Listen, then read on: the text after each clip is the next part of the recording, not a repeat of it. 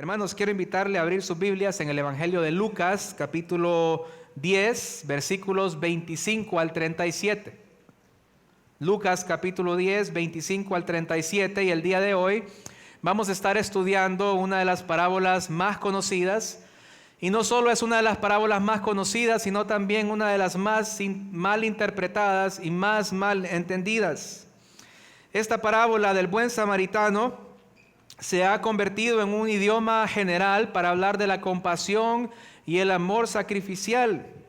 Hoy en día se le llama un buen samaritano comúnmente a una persona que desinteresadamente ayuda a otra. Una persona altruista, una persona compasiva que hace buenas obras para con otros. Y ciertamente, hermanos, el Señor es honrado cuando nosotros actuamos de esa manera, porque Él nos lo manda en su palabra, a ser compasivos, a mostrar el amor de Cristo.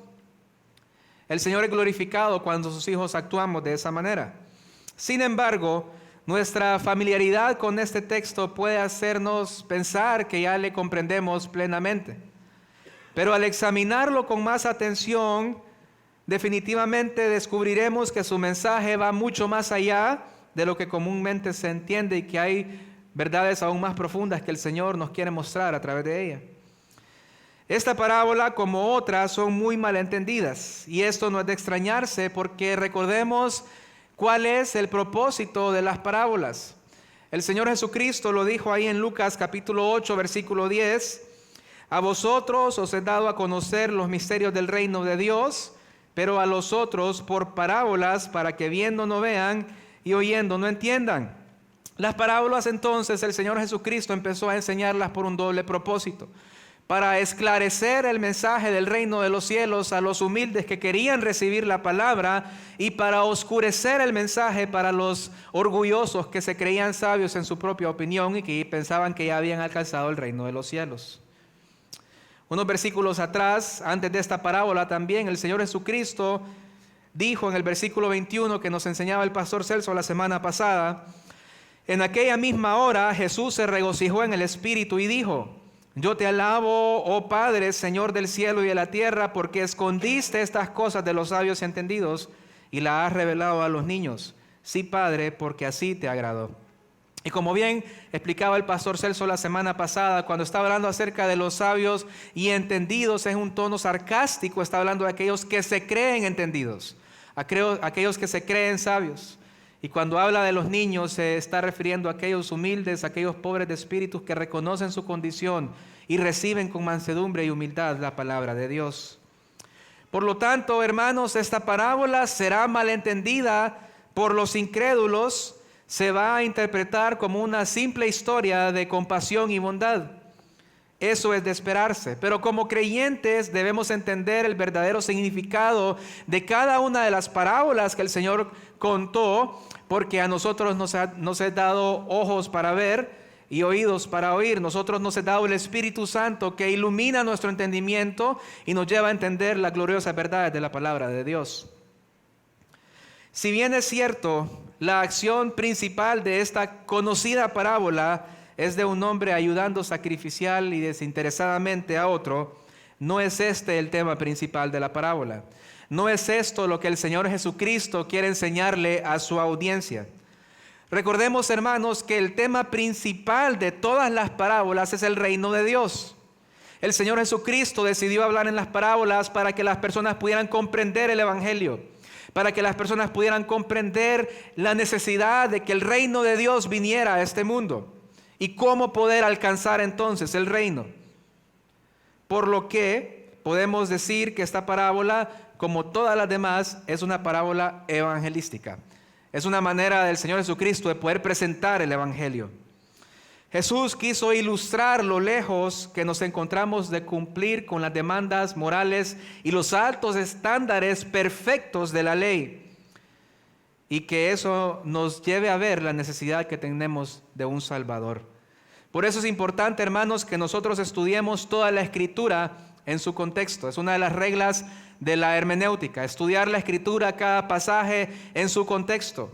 ver el contexto gramatical, histórico, cultural, y también ver el contexto de dónde se sitúa el versículo que estamos a estudiar o el pasaje que queremos estudiar. Ver los versículos anteriores y los versículos posteriores para darnos cuenta de qué está hablando el texto. Y eso es lo que vamos a hacer entonces con esta parábola del buen samaritano. Lucas capítulo 10, versículos 25 al 28. Vamos a ver la primera sección de este texto con una pregunta capciosa. Una pregunta capciosa que le hacen al Señor Jesucristo. Versículos 25 al 29. Dice: y he aquí un intérprete de la ley se levantó y dijo, para probarle: Maestro, ¿haciendo qué cosa heredaré la vida eterna? Él le dijo: ¿qué está escrito en la ley? ¿Cómo lees? Aquel respondiendo dijo: amarás al Señor tu Dios con todo tu corazón y con toda tu alma y con todas tus fuerzas y con toda tu mente, y a tu prójimo como a ti mismo. Y le dijo: bien has respondido, haz esto y vivirás. Pero él, queriendo justificarse a sí mismo, dijo a Jesús: ¿y quién es mi prójimo? Vemos primeramente, hermanos, que esta pregunta es hecha por un intérprete de la ley que se levantó donde el Señor Jesucristo estaba enseñando en ese momento. Los intérpretes de la ley eran aquellas personas que conocían la ley a cabalidad. Eran aquellos estudiosos, aquellos religiosos que se sabían la ley de principio a fin. Eran una especie de abogados, juristas, expertos en la ley mosaica y rabínica, por lo que en el contexto judío eran las personas más indicadas para hacerle este tipo de preguntas a Jesús o para hacerle cualquier pregunta. Eran aquellos indicados para codearse con Jesús, para codearse con el alto nivel de un maestro como Jesús. Pero esta pregunta que le hace fue para poner a prueba a Jesús, dice la segunda parte del versículo 25, y dijo para probarle: Maestro, ¿haciendo qué cosa heredaré la vida eterna? Y muchos de estos maestros de la ley quisieron poner a prueba a Jesús en muchas ocasiones, según ellos, para encontrar en algún momento en una respuesta de Jesús una excusa para incriminarle por responder de una manera que contradecía la ley o que fuera una blasfemia en contra de la ley de Moisés. Esta fue la razón por la que muchos de ellos se acercaron en muchas ocasiones a hacerles preguntas para poder hacerlo caer y para tener una excusa o un motivo para poder entregarlo a las autoridades o que lo metieran preso, o en el mejor de los casos que lo mataran. ¿Y por qué odiaban ellos a Jesús? ¿Por qué querían matarlo? ¿Por qué lo querían quitar de en medio? Pues recordemos, hermanos, que estos intérpretes de la ley, estos religiosos, los fariseos, se creían justos en sus propias obras, es decir, que ellos se creían buenos. Ellos creían que hacían buenas obras y esa era la manera en que ellos se querían presentar ante el pueblo. Es más, la gente los veía como aquellos santos, ¿verdad? Como aquellos estudiosos de la ley, aquellos que debemos imitar. Pero realmente que ellos eran hipócritas, porque ellos ponían cargas sobre los demás que ni ellos mismos querían o podían cargar, no podían llevar. Entonces el Señor Jesucristo, a quien no podían engañar, por muy bonitos que se vieran por fuera, el Señor Jesucristo conocía su corazón, conocía su mente, conocía sus intenciones. Y ahí en Mateo capítulo 23 podemos ver una fuerte reprensión que el Señor Jesucristo les hace a los religiosos. Entre ellas les llamó sepulcros blanqueados, porque por fuera se veían muy bonitos, como una tumba decorada, pero por dentro estaban podridos, así también como un sepulcro. Entonces ellos querían engañar a Jesús con sus preguntas y querían hacerlos caer. Entonces el hombre preguntó: ¿qué haré para heredar la vida eterna? Y hermanos, esta es una buena pregunta. Esta realmente era la mejor pregunta que él podía hacer y es la mejor pregunta que una persona se puede hacer en su vida. No hay pregunta más importante para el hombre que esta: ¿qué haré para heredar la vida eterna? ¿Qué tengo que hacer para poder tener paz con Dios? ¿Qué tengo que hacer para ir al cielo? Esa es la pregunta más importante. Esa es la pregunta que todos deben hacer. Y esa es la pregunta que él hace, pero él no hace esta pregunta porque realmente él quisiera saber qué debe hacer para heredar la vida eterna. Como sí la hicieron, por ejemplo, Nicodemo, el carcelero y el joven rico. Ellos realmente querían saber qué debían hacer para heredar la vida eterna. Pero él no la hace con esta intención. ¿Por qué? Porque según él ya sabía qué tenía que hacer para heredar la vida eterna. Según él, tenía que obedecer los mandamientos y él ya los había obedecido. Según él heredaba la vida eterna por ser un descendiente de Abraham. Entonces realmente él no quería saber esto, él quería probar a Jesús. Él quería engañar a Jesús, llevarlo a que Jesús dijera algo que lo pudiera incriminar. Y esta era una pregunta que no muchos judíos se atrevían a hacer, ya que precisamente los judíos pensaban que por ser descendientes de Abraham, ellos ya eran salvos, ellos ya estaban bien con Dios. Pero habían muchos que sí lo hacían, sí hacían esta pregunta. ¿Por qué? Porque su conciencia les acusaba. Recordemos que Romanos capítulo 2 dice que la ley de Dios está escrita en el corazón del hombre. Y la ley de Dios lo que hace es acusarnos a nosotros y llevarnos a ver de que no podemos cumplirla. Y eso nos debe llevar a Cristo. Y por eso entonces había muchos que sí le hacían esta pregunta a Jesús con genuinidad, pero no este hombre. Entonces, en su infinita sabiduría, Jesús le contesta con otra pregunta. Y si nosotros vemos, hermanos, cuando Jesús respondía a las preguntas de los demás, generalmente lo hacía con otra pregunta.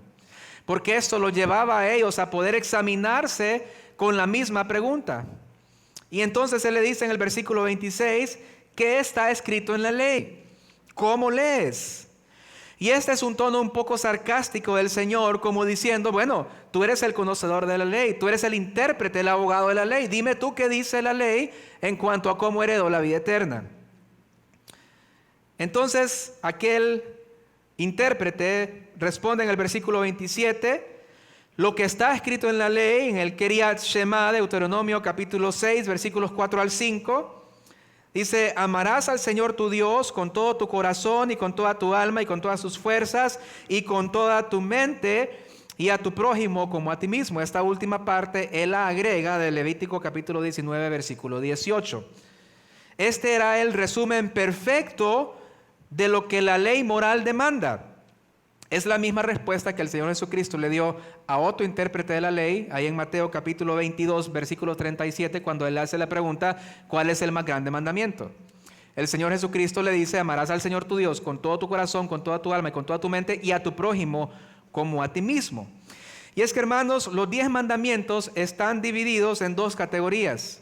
Los mandamientos que tienen que ver con respecto al amor a Dios, que son los primeros 4, no tendrás dioses ajenos delante de mí, no te harás imágenes para adorar, no tomarás el nombre de Dios en vano y guardarás el día de reposo. Esa es la primera mitad de los mandamientos que tiene que ver con el amor a Dios. Y la segunda mitad de los mandamientos tiene que ver con el amor al prójimo, que son los mandamientos de honrar a tu padre y a tu madre, no matarás, no cometerás adulterio, no hurtarás, no hablarás falso testimonio contra tu prójimo, y no codiciarás. Entonces la ley moral se resume en estos 2 mandamientos. Amarás al Señor, ¿de qué manera? Cumpliendo los primeros 4 mandamientos, y amarás a tu prójimo como a ti mismo, ¿de qué manera? Cumpliendo los otros 6 mandamientos. Entonces, habiendo respondido esto al intérprete de la ley, Jesús le hace un llamado a obedecerla. En versículo 28 le dice, bien has respondido. Haz esto y vivirás. Entonces el intérprete de la ley le pregunta a Jesús, Jesús, ¿qué debo hacer para heredar la vida eterna? Y el Señor Jesucristo le dice, ¿quieres vida eterna? Obedece la ley, cumple los mandamientos. Y si ustedes recuerdan, fue la misma respuesta que le dio al joven rico cuando le hizo la misma pregunta. Pero entonces, hermanos, ¿acaso el Señor Jesucristo está enseñando aquí salvación por obras? ¿Acaso está enseñando que debemos obedecer la ley para poder alcanzar esa paz para con Dios y heredar la vida eterna? ¿No contradice esto toda la Escritura que habla acerca de la salvación por fe en Jesucristo fuera de las obras de la ley? Pues nosotros lo que vemos, hermanos, en Gálatas 2:16 es que la ley fue dada para que nosotros podamos ir a Cristo. Ese es el propósito de la ley. Dice Gálatas 2:16. Sin embargo, sabiendo que el hombre no es justificado por las obras de la ley, sino mediante la fe en Cristo, también nosotros hemos creído en Cristo Jesús para que seamos justificados por la fe en Cristo y no por las obras de la ley, porque por las obras de la ley nadie será justificado. ¿Qué quería hacer Jesús entonces? Quería simplemente enseñarle a este intérprete de la ley lo lejos que él estaba de cumplir la misma ley, que ya se sabía, lo mucho que él necesitaba a Jesús para ser salvo. Jesús quería que este religioso comprendiera su condición espiritual y comprendiera la dureza o pudiera ver la dureza de su corazón. Y ese es el segundo punto que vemos, el corazón endurecido de este intérprete en el versículo 29. Dice, pero él, hablando del intérprete, queriendo justificarse a sí mismo, dijo a Jesús, ¿y quién es mi prójimo? Entonces vemos que Jesús está sosteniendo el espejo moral de la ley ante este experto para demostrarle que la misma ley le condenaba porque él no la podía cumplir. Si este intérprete, hermanos, hubiese sido honesto con sí mismo, él tuvo que haber aceptado la realidad de que él estaba muy lejos de poder amar a Dios de esta manera, de poder amar al prójimo de esta manera, y eso lo hubiese llevado a él a preguntarse, Señor, ¿qué debo hacer para ser salvo si yo no puedo cumplir con esa alta demanda de la ley? Al haber escuchado que para heredar la vida eterna debía obedecer la ley, amar a Dios y amar al prójimo, eso tuvo que haber traído esa convicción a su corazón. ¿Por qué, hermanos? Porque nadie puede amar al Señor de la manera en que Él nos manda que le amemos. El mandamiento es amar a Dios con todo nuestro corazón, con toda nuestra alma, con toda nuestra mente y con todas nuestras fuerzas. Pero la verdad es que eso es imposible. No hay una persona que haya existido, aparte del Señor Jesucristo, que haya podido amar por un minuto a Dios de esa manera. Es imposible. No podemos, hermanos. No podemos amar a Dios de esa manera porque nos amamos a nosotros antes. Y peor al prójimo. Si no podemos amar a Dios de esa manera, peor al prójimo. Nadie puede amar al prójimo como a sí mismo. Porque si en algo que somos buenos nosotros es amándonos a nosotros mismos. Vemos por nuestras necesidades, vemos por nuestro bien, antes que por el bien de los demás. Entonces estos mandamientos tuvieron que haber llevado a este hombre a darse cuenta que él no podía. A darse cuenta que él estaba perdido, que él era imposible que cumpliera con estas altas demandas de la ley. Y es que, hermano, cuando una persona entiende su condición, cuando se examina a la luz de la ley y ve que ha roto todos los mandamientos, entonces eso lo debe llevar a buscar salvación en Jesucristo. Tal y como no sucedió tampoco con el joven rico. Le hace la misma pregunta al Señor Jesucristo. El Señor Jesús le responde con la misma respuesta. Le dice, cumple los mandamientos. Y él le dijo, Señor, los he cumplido todos. Todo lo que tenían que ver con su amor al prójimo. Pero cuando le dijo, bueno, deja todo lo que tienes, véndelo y sígueme. Entonces ahí él ya no pudo. Tenía que ver con su amor a Dios. No amaba a Dios. Prefirió sus posesiones que seguir a Cristo. Dice que se fue triste porque tenía muchas posesiones. Condenado completamente. El joven rico pensaba que había cumplido todos los mandamientos. El intérprete, por su parte, responde, ¿y quién es el prójimo? Y este era el problema con los legalistas, los fariseos, los escribas, los intérpretes de la ley, que como dice Jesús en Lucas capítulo 18, confiaban en sí mismos como justos. Este hombre se quiso justificar a sí mismo, es decir, quiso probar que él era inocente, que él hacía lo bueno, que él cumplía la ley, que por su bondad y por sus buenas obras era digno del reino de los cielos. Por lo que en vez de hacer lo que la pregunta de Jesús lo tuvo que haber llevado a hacer, en vez de preguntar, Señor, y decir, Señor, no puedo con ese estándar de la ley, ¿qué puedo hacer para ser salvo? Ayúdame tú a ser salvo, a alcanzar la vida eterna. Él lo que hace es hacer la pregunta, ¿quién es el prójimo? Y noten primeramente, hermanos, que él se salta la parte de amar a Dios y se va directamente a la parte de quién es el prójimo. ¿Por qué lo hace? Porque según él ya amaba a Dios de esa manera. No tenía que discutir en cuanto a qué significaba amar a Dios de esa manera, porque según él ya lo hacía. Así de endurecido estaba su corazón. Y con la parte de amar al prójimo, lo que quiere hacer él entonces es definir quién es el prójimo.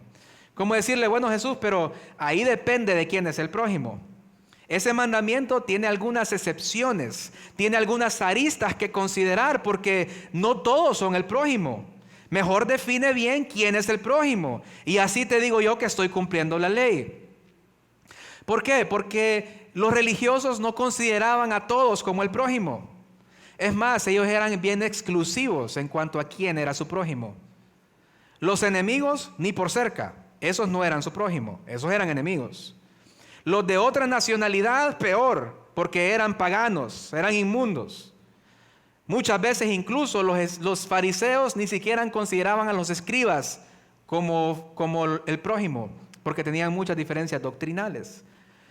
Entonces él lo que está tratando de hacer es justificarse, es hacerse a él parecer como que si él ama a lo que él considera que es el prójimo. Y le pregunta entonces a Jesús, ¿quién es el prójimo? Pero el Señor Jesucristo ya lo ha dicho anteriormente, ahí en Mateo 5, 43 al 45, donde le dijo, ustedes han oído que se dijo, amarás a tu prójimo y odiarás a tu enemigo.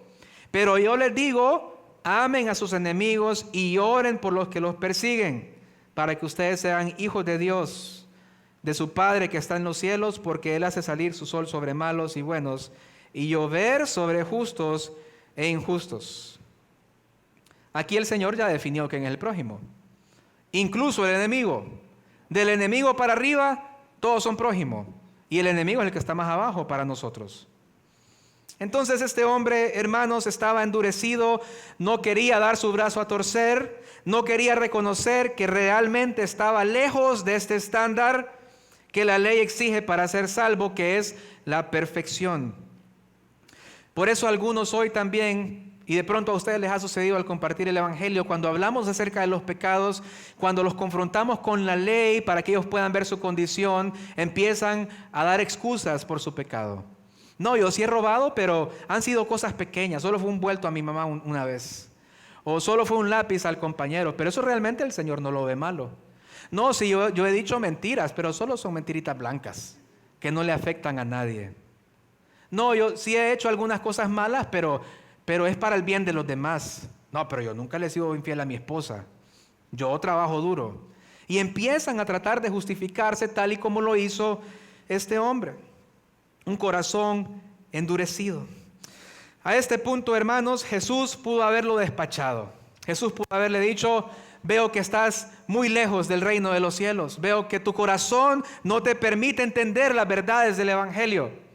Y pudo haber quitado su atención de este intérprete y seguido con su predicación a los que sí querían escucharle. Pero si conocemos al Señor Jesucristo, Él era muy compasivo y amoroso y muy paciente, muy paciente. Él no desechó a este intérprete a la primera, sino que Él quiso responder su pregunta de quién es el prójimo, para que Él pudiera darse cuenta de que todos son el prójimo y que Él no podía amar al prójimo de la manera que Él creía que lo hacían. Y lo hace por medio de la parábola.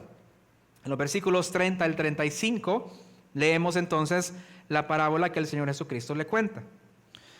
Dice, respondiendo Jesús dijo, un hombre descendía de Jerusalén a Jericó y cayó en manos de ladrones, los cuales le despojaron e hiriéndole se fueron, dejándole medio muerto.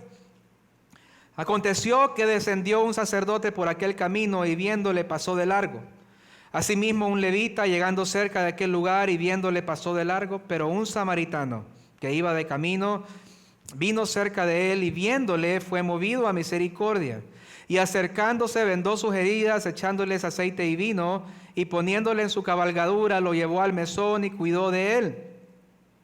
Otro día al partir sacó 2 denarios y los dio al mesonero y le dijo, cuídamele, y todo lo que gastes de más yo te pagaré cuando regrese. ¿Quién pues de estos 3 te parece que fue el prójimo de que cayó en manos de los ladrones?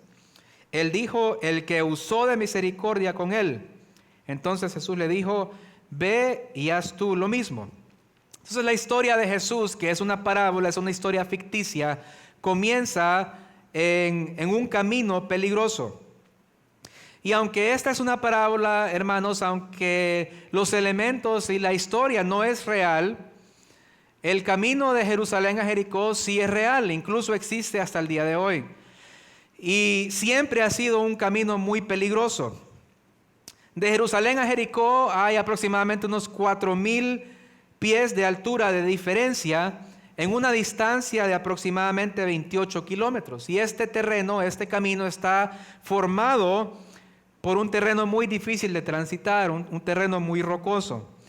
En algunos trechos de este camino se encuentran precipicios de hasta 300 pies de profundidad, lo que significa que si una persona caía por alguna razón, pues le esperaba una muerte segura. También a los lados del camino había muchas cuevas que fungían como un escondite propicio para los asaltantes y los ladrones que querían quitarle sus pertenencias a los transeúntes. Y como era de esperarse entonces, en la historia de Jesús pasa lo predecible. Un hombre es atacado. Y este hombre, aunque el texto no lo dice, aunque el Señor Jesucristo no es específico en la nacionalidad, podemos inferir que era un judío. Porque eran los judíos los que descendían desde Jerusalén hasta Jericó por medio de este camino para evitar pasar por Samaria. Más adelante vamos a ver por qué querían evitarlo. En el versículo 30 vemos el ataque al hombre. Dice, y cayó en manos de ladrones, los cuales le despojaron e hiriéndole se fueron, dejándole medio muerto. Entonces este hombre iba viajando solo, lo cual también era muy inusual, porque las personas generalmente viajaban en grupos. El viajar en grupos reducía la posibilidad de que los asaltantes los escogieran como un objetivo para asaltarlos. Pero él entonces, por alguna razón, estaba viajando solo. Los asaltantes lo ven y lo ven como un objetivo para asaltarlo. Y dice el texto que entonces lo asaltan, le roban sus pertenencias, le quitaron todo lo que tenía, incluso la ropa. ¿Por qué le quitaron hasta la ropa? Porque en aquel tiempo la ropa tenía mucho valor. No es como hoy que abrimos el closet y tenemos mucha ropa, pero en aquel tiempo las personas tenían 2 o 3 túnicas. Eso es lo más que tenían y era realmente costoso tener ropa. Le quitaron todo, pero no fue suficiente quitarle hasta la ropa y dejarlo desnudo, sino que dicen que lo golpearon hasta dejarlo medio muerto. Y quedó medio muerto porque ellos no sabían que no estaba muerto. Si la intención de ellos era matarlo, era dejarlo completamente muerto. Pero como pensaron que estaba muerto, entonces por eso este hombre sobrevivió. Entonces este hombre fue dejado en una condición crítica en medio de este camino que no era muy transitado, precisamente por ser un peligroso camino. Por lo que la situación de este hombre no podía ser peor. Estaba ahí inconsciente, no podía hacer nada para ayudarse a sí mismo y era muy poco probable que una persona fuera a pasar lo suficientemente rápido como para poder ayudarle antes de que sus heridas se infectaran y él muriera. Pero a este punto, en donde todo parece estar perdido, llega un sacerdote. Dice el versículo 31, aconteció que descendió un sacerdote por aquel camino. ¡Qué buenas noticias! Un sacerdote, aquel que es el responsable de ser el representante entre el pueblo y Dios, de dar los sacrificios en el templo en favor del pueblo, es el responsable de estudiar la ley, es el responsable de saber qué es lo que dice la ley. El sacerdote sabe que debemos amar a nuestro prójimo como a mí mismo, conoce la Torá que habla acerca de suplir las necesidades de los enfermos, de los extranjeros, de las necesidades. Seguramente el sacerdote le va a ayudar. Pero no fue el caso. Dice que y viéndole pasó de largo. Y esto nos hace pensar, hermanos, que él iba y lo vio de largo y solo siguió su camino. Pero esta palabra pasó en el original, el sufijo que utiliza es la palabra anti, que tiene que ver con oposición o con contrario. Lo que significa que él iba en el camino, ve al hombre en el camino y él decide pasarse al otro lado para no pasar ni siquiera cerca del hombre que estaba herido. No fue que no lo vio, no fue que iba de lejos. Él pasó y se fue al otro lado de la calle para que no tuviera nada que ver con este hombre. Obviamente este sacerdote no era compasivo, le podía importar menos lo que sucediera con los demás. Entonces Jesús lo que está haciendo es que le está dando vuelta a la pregunta del intérprete de quién es el prójimo, para hacerle ver que la pregunta realmente es: ¿cómo soy yo el prójimo? ¿Cómo puedo ser yo el prójimo que ama a los demás como a mí mismo? Lo que Jesús le quiere mostrar a través de esta parábola es que cualquier persona es su prójimo. El amor y compasión genuina se refleja ayudando a los desconocidos, a los extranjeros e incluso a los enemigos, que en este caso el judío era enemigo del samaritano. Este sacerdote representaba a una persona con mucho conocimiento en la Escritura, pero no un hacedor de ellas. Y ese es un peligro también inminente en la vida de cada uno de nosotros, hermanos. Nosotros estudiamos la palabra de Dios, o por lo menos debemos estudiar la palabra de Dios. Venimos a las clases muchas veces de sembrar, venimos a los grupos medianos, venimos al culto, somos expuestos a la palabra de Dios y llenamos nuestra mente de mucho conocimiento. Pero lastimosamente muchas veces ese conocimiento nos lleva a envanecernos y no mostrar el amor que hemos conocido a través de la palabra. Por eso dice la palabra que el conocimiento envanece, cuando no lo aplicamos en nuestra vida. Y esto fue lo que sucedió con ese sacerdote. Era muy conocedor, era el más conocedor de la palabra, pero al momento de aplicarlo, no lo hizo. No lo hizo, ¿por qué? Porque la palabra solo había quedado en su mente y no había descendido a su corazón para aplicarlo. Entonces después del sacerdote pasa un levita, dice el versículo 32. Asimismo un levita, llegando cerca de aquel lugar y viéndole, pasó de largo. Todos los sacerdotes eran levitas, pero no todos los levitas eran sacerdotes. Para ser un sacerdote, un levita tenía que ser un descendiente de Aarón. Si no eran descendientes de Aarón, no podían ser sacerdotes, pero sí tenían las funciones de servicio en el templo. Los levitas era la tribu apartada para servir en el templo. Tenían funciones de asistir a los sacerdotes, algunos de ellos fungían como policías del templo, otros se encargaban de la limpieza del templo también y el mantenimiento general, pero en general sus vidas estaban devotas al servicio religioso, por lo que ellos también tenían un extenso conocimiento de las Escrituras.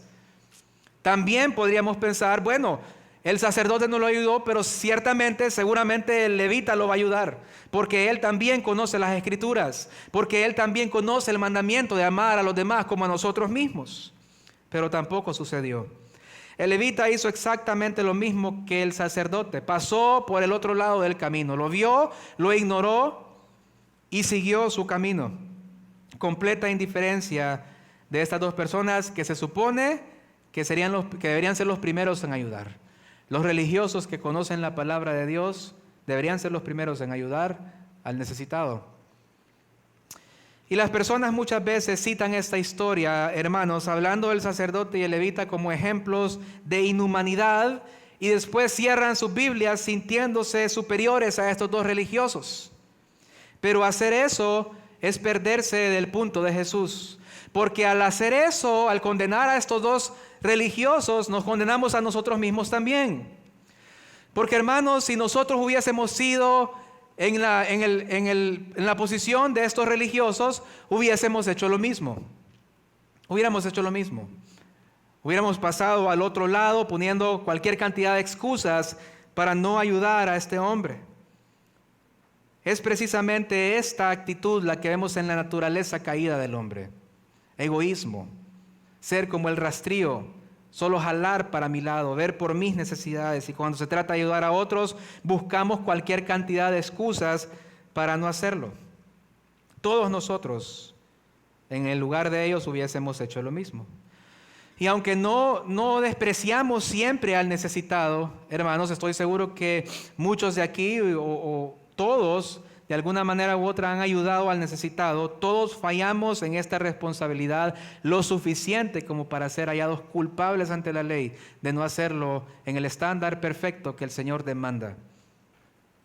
Y Jesús muestra esto introduciendo al buen samaritano. Dice el versículo 33, pero un samaritano que iba de camino vino cerca de él y viéndole fue movido a misericordia, y acercándose vendó sus heridas, echándoles aceite y vino, y poniéndole en su cabalgadura lo llevó al mesón y cuidó de él. Otro día al partir sacó 2 denarios y los dio al mesonero y le dijo: cuidádmele, y todo lo que gastes de más yo te lo pagaré cuando regrese. Entonces este samaritano también iba solo y llegó a donde estaba el hombre tirado y tuvo compasión de él. Y es que era muy inusual, casi imposible, que un samaritano transitara por este camino, ya que los samaritanos evitaban a toda costa este camino porque no querían toparse con los judíos que querían viajar de Jerusalén a Jericó. ¿Y por qué esta tensión entre los judíos y los samaritanos? ¿Por qué había tanto odio? ¿Por qué no podían ni siquiera verse? ¿Por qué no se soportaban? Pues hace algunas semanas el pastor David nos dio una explicación de esto, pero como resumen, hermanos, en el caso de los judíos, ellos consideraban a los samaritanos como impuros, ya que los samaritanos eran descendientes de los israelitas que se mezclaron con los asirios que conquistaron el reino del norte de Israel allí en el año 722 a.C. Adoptaron sus costumbres, adoptaron su paganismo, y los samaritanos eran descendientes de esta mezcla.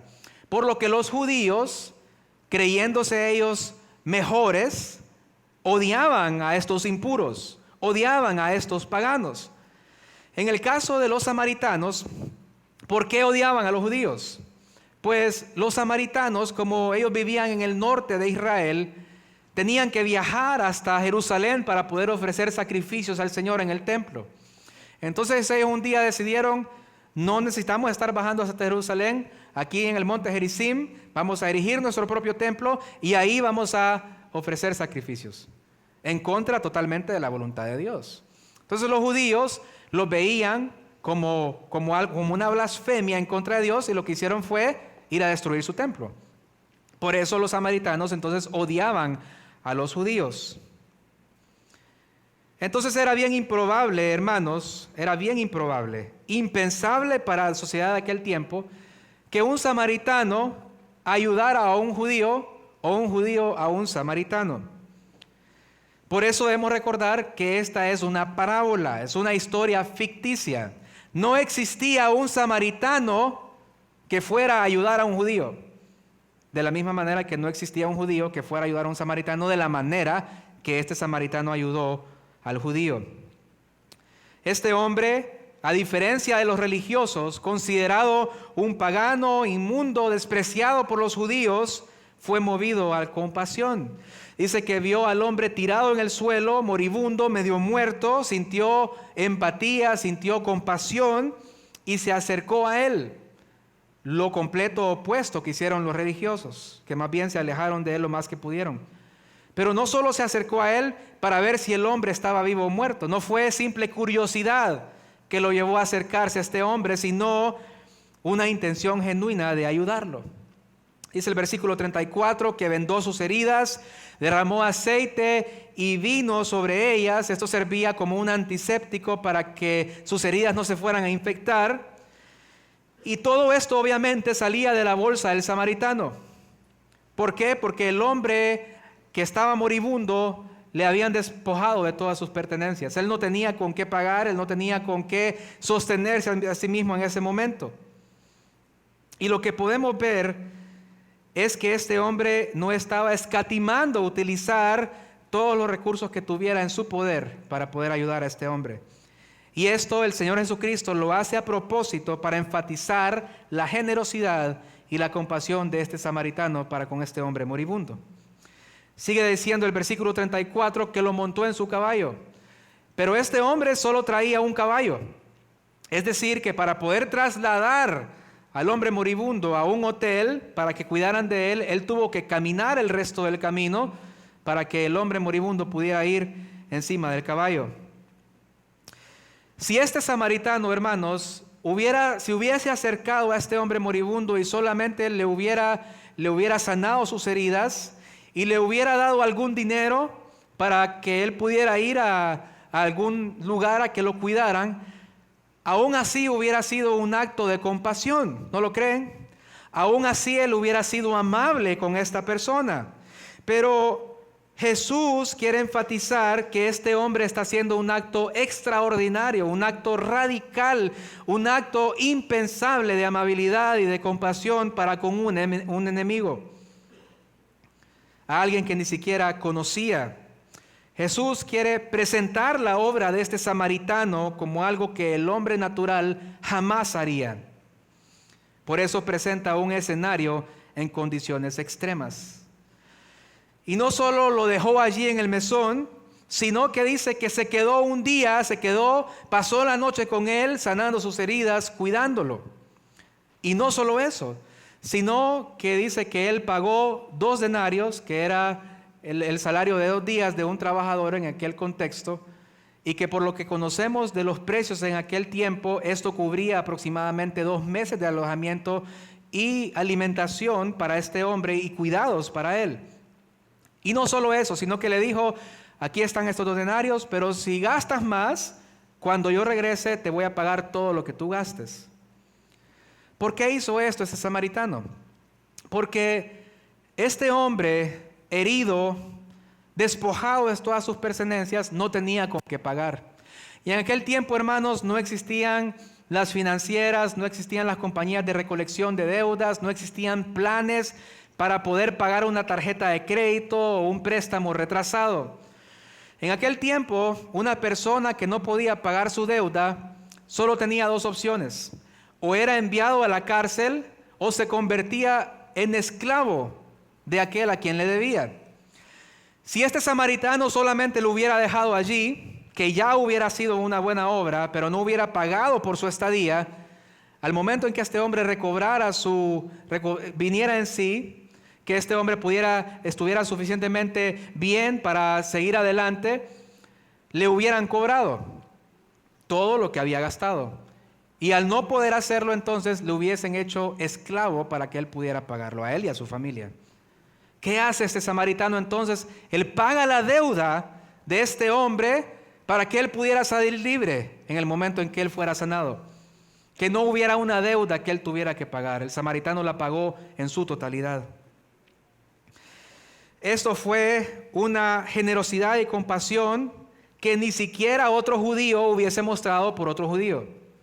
Pero aquí vemos un samaritano que no lo conocía, no sabía que este hombre estaba tirado en el suelo, o no sabía por qué, y tampoco se puso a averiguarlo. Su corazón estaba tan lleno de amor que cuando se encontró a una persona en necesidad, que él podía suplir esa necesidad, hizo todo lo posible, y sin hacerlo y sin titubear, lo hizo. Y no lo hizo para obtener reconocimiento, no lo hizo delante de las cámaras, no lo hizo para que le dieran una palmadita en la espalda por ser generoso, sino que lo hizo con un amor sacrificial y desinteresado. Ni siquiera estaba esperando nada a cambio de este hombre. Ahora, ¿por qué Jesús puso en la historia a un sacerdote y a un levita como los que quisieron ayudar, los que no quisieron ayudar a este hombre, y a un samaritano como el que sí tuvo compasión? Pues Jesús, hermanos, quiere confrontar el orgullo y la falsa seguridad del intérprete de la ley.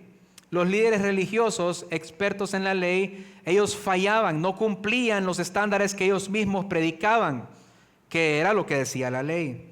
Mientras el samaritano, considerado inmundo, actúa con el amor que Dios demanda. Con eso entonces el Señor Jesucristo está desenmascarando la insuficiencia de una religiosidad externa sin compasión, y demuestra que el cumplimiento real de la ley no se encuentra en el conocimiento que yo puedo tener de la ley, sino que en la práctica de la misma. Sin amor sacrificial, entonces, quiere enseñar Jesús, nadie puede vivir plenamente.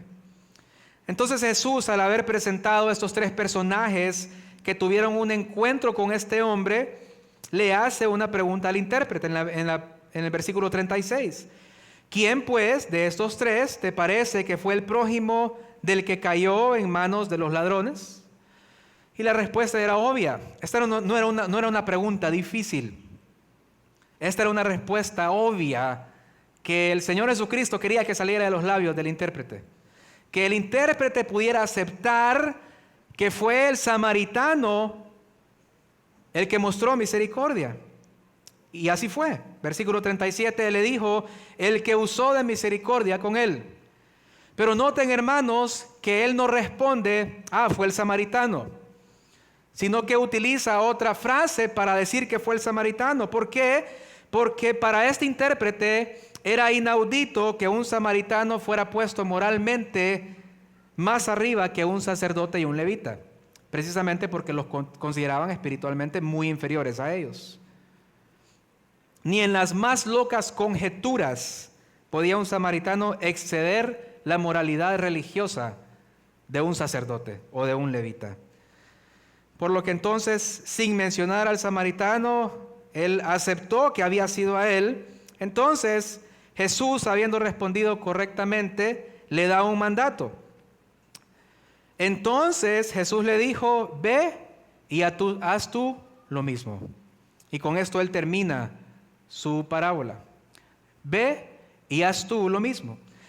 Y si nosotros leyéramos, hermanos, esta parábola sin el contexto, si leyéramos solo los versículos 30 al 35, entonces nosotros podríamos concluir que lo que Jesús está mandando es a que hagamos nosotros lo mismo que hizo el samaritano, precisamente porque eso es lo que dice: ve y haz tú lo mismo.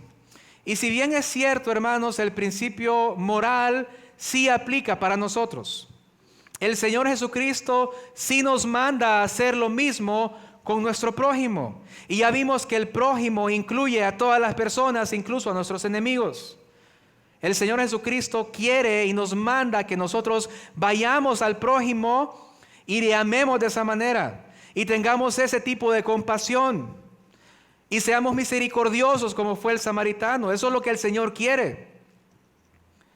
Nosotros debemos imitar esta compasión como un principio moral. Sin embargo, no es lo que le estaba mostrando al intérprete. Lo que Jesús está haciendo es dándole una segunda oportunidad. Ya le había respondido a su pregunta: ¿qué debo hacer para heredar la vida eterna? Con: ama al Señor y a tu prójimo. Con la intención de que él dijera: Señor, pero no puedo. No puedo amarte a ti de esa manera, no puedo amar a Dios y no puedo amar a mi prójimo de esa manera. Sálvame, porque yo no puedo hacerlo por mí mismo. Entonces el Señor le hubiera respondido: tienes razón, no lo puedes hacer. Por eso me necesitas a mí, tú que eres malo. Pero ya que no fue la respuesta de él, sino que preguntó quién es el prójimo, entonces el Señor Jesucristo le cuenta la parábola de una persona que muestra el mayor ejemplo de compasión y bondad sacrificial que alguien puede mostrar, y le dice que haga lo mismo para que ahora se pueda ver ante el espejo moral del samaritano y decir: Señor, pero ¿cómo voy a amar de esa manera? ¿Cómo puedo amar yo a un samaritano de esa manera?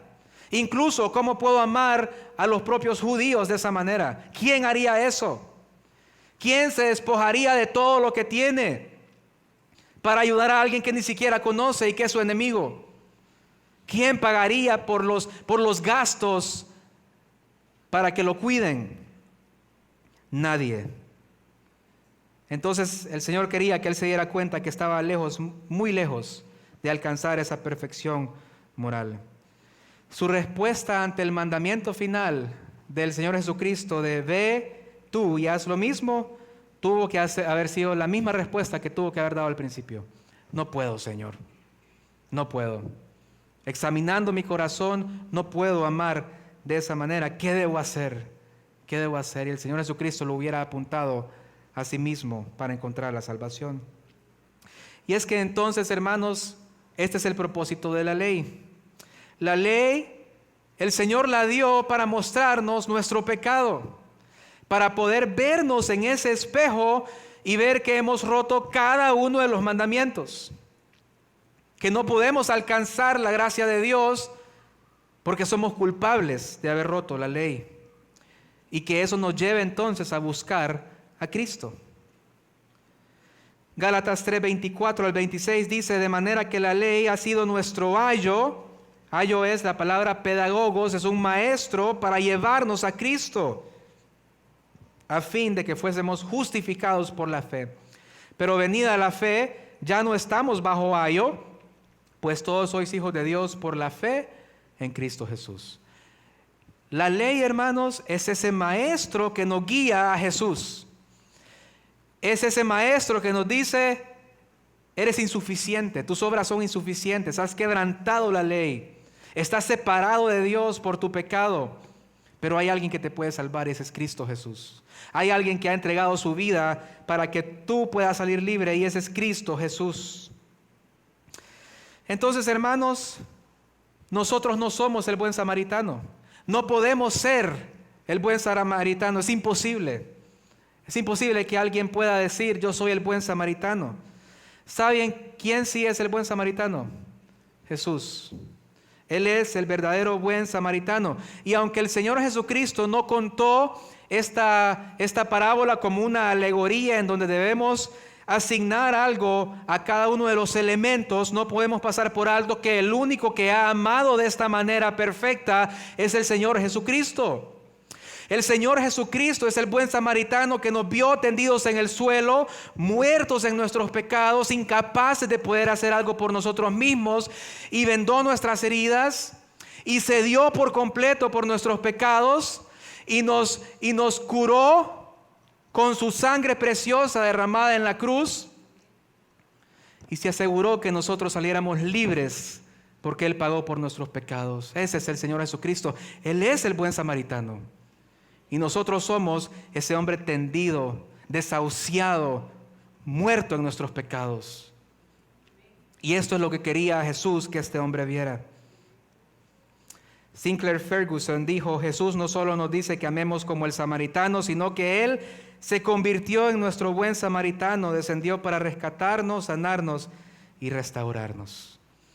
Hermanos, esta parábola nos debe llevar a ver nuestra insuficiencia delante del alto estándar de la ley de Dios y el gran amor de Cristo, que cuando estábamos muertos en nuestros pecados, totalmente incapaces de cumplir con el estándar perfecto de la ley, el perfecto amor de Cristo se manifestó en que aun siendo nosotros pecadores, el Señor nos recogió, el Señor nos sanó. El Señor perdonó nuestros pecados, pagando Él, cargando Él con ellos en la cruz del Calvario, no tomándonos en cuenta nuestros pecados, anulando el acta de decreto que nos era contraria, clavándola en la cruz, para que nosotros pudiéramos salir libres. Qué gran amor el de Cristo, hermanos. ¿Cómo podemos nosotros conocer un mayor amor que el de Cristo? No podemos, no hay mayor amor del de Cristo. No hay mayor amor que el del buen samaritano en esta historia. Y eso es lo que Jesús quiere que veamos, que no podemos cumplir ese estándar, que debemos hacerlo sí, pero no podemos, y que eso nos lleve a clamar a Él. Por lo que si estás aquí esta mañana y eres como este intérprete de la ley, tratando de justificarte a ti mismo, tratando de encontrar esas excusas, esas aristas para tu pecado, y no has rendido tu vida a Cristo, yo te invito hoy a que vengas en arrepentimiento y fe a Jesús, a que vengas ante este gran Dios perdonador, misericordioso, compasivo, y entregues tu vida a Él, que entiendas que solo en Jesús hay salvación, que entiendas que no puedes salvarte a ti mismo y que hoy entregues tu vida a Cristo. Él te llama hoy a que te arrepientas y que en fe vengas a Él para el perdón de tus pecados. Y si hoy estás aquí y has conocido el amor de Cristo, es porque Él te mostró por medio de la ley tu pecado y el Espíritu trajo la convicción a tu corazón para darte cuenta que necesitabas a Cristo.